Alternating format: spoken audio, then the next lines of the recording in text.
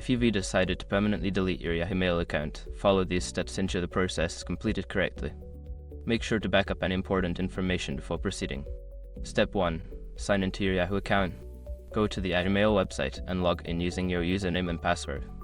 Ensure you are accessing the account you wish to delete. Step 2. Access account deletion page. Once logged in, navigate to the Yahoo account termination page. You can find this by searching for Yahoo account deletion in the help section or directly through your account settings. Step 3. Read the information. On the account termination page, read the information provided about what happens when you delete your account. This includes the loss of emails, contacts, and any associated services. Step 4. Confirm your identity. You may be required to verify your identity. Follow the prompts to confirm that you are the account owner.